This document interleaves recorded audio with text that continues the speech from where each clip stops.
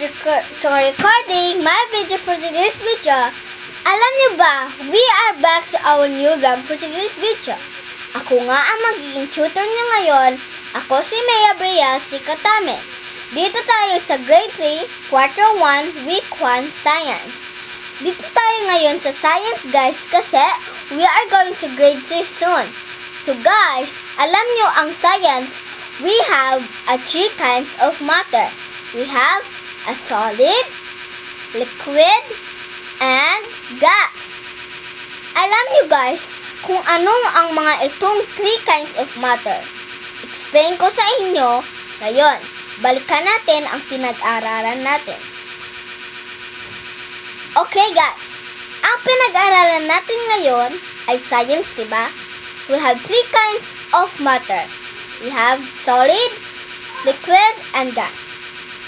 Itong mga halimbawa ng 3 kinds of matter ay ilan lamang sa science. Ito nga ang step 1. Ito ay solid. Step 1. Ang solid ay mga halimbawa ng mga bagay na nakakagawa ng kulay, mga tekstura, at mga disenyo guys.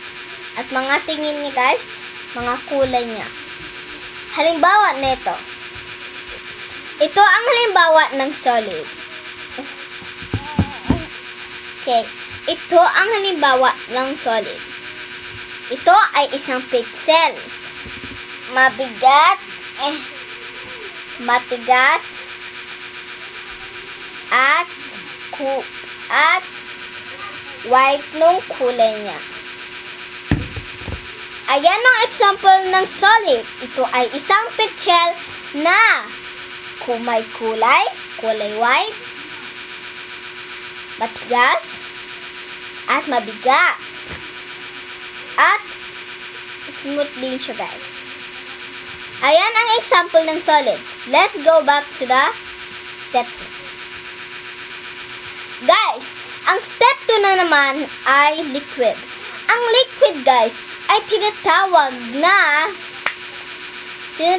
itong mga water, halimbawa mga soft drinks, Sprite, Coca-Cola, mga water. Mga ganun ang halimbawa. Bigyan ko kayo ng example nito. Guys, ito ang halimbawa.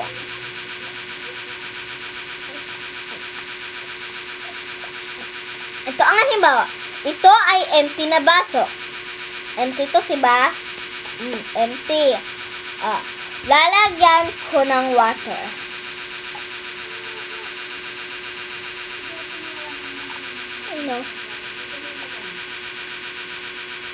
Ito ay tinatawag na water.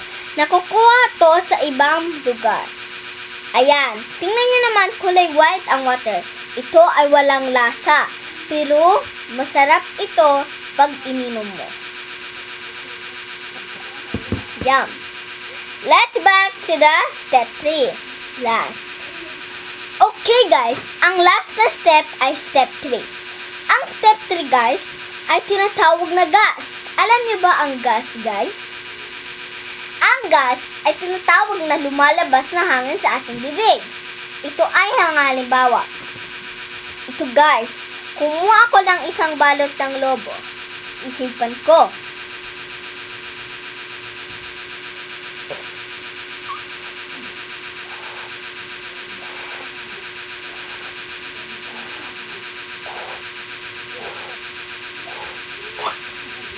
Ito na siya guys.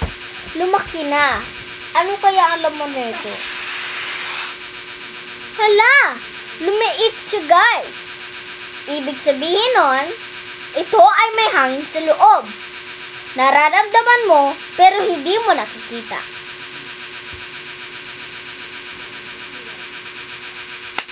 Ayan nga guys, tapos na tayo sa step 1 to 3. Ulitin ko, ang pinag-aralan natin ay science. We have 3 kinds of matter in the science. We have solid, liquid, and gas. Don't forget to like and subscribe to my channel.